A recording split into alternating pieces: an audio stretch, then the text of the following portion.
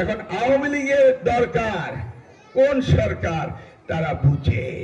আওয়ামী লীগ কিন্তু নিষিদ্ধ হয় নাই, আওয়ামী লীগ আছে, থাকবে, তারা তাদের রাজনীতি করবে।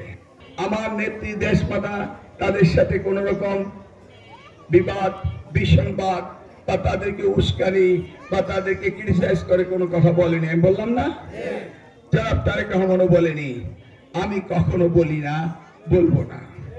96-তে আমার বিরুদ্ধে মামলা হয়েছে, 2001-এ আমি একটি মামলাও করিনি। আবার তারা অত্যাচার করেছে, আপনারা জানেন। আগামী দিনে যেহেতু আমার নেত্রী আমার নেতা বিরোধ পছন্দ করে না, বিভাজন পছন্দ করে না, আমরাও করি না। এখন আওয়ামী লীগের দরকার কোন সরকার তারা বুঝে।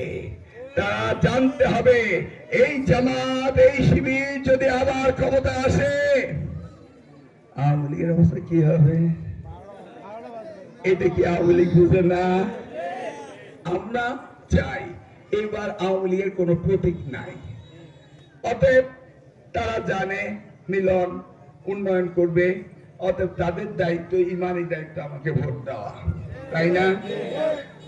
আওয়ামী লীগ কিন্তু নিষিদ্ধ হয় নাই, আওয়ামী লীগ আছে, থাকবে, তারা তাদের রাজনীতি করবে।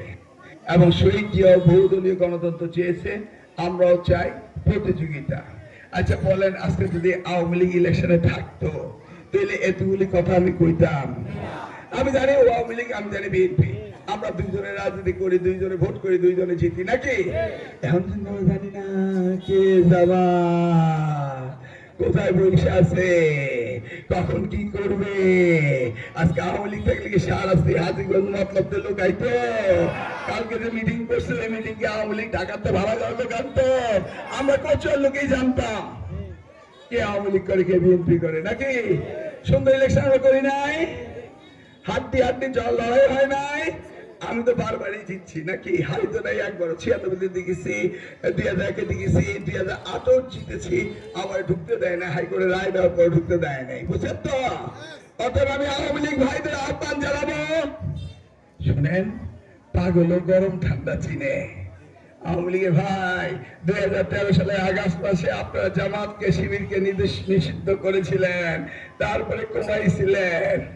এবার বুঝলেন ওরা যদি ফেরত আসে তাইলে দেখা হবে আবার। ভাই আমার সাথে কোনো বিরোধ নাই, ধন্যবাদ। আপনার 12 তারিখ সকালবেলা ফজরের নামাজের পরে সেন্টারে যাবেন, ভোট দিবেন। আপনাদের রাস্তাঘাট শিক্ষা সব কাজে মিলন করবে ইনশাল্লাহ, ইনশাল্লাহ, ইনশাল্লাহ।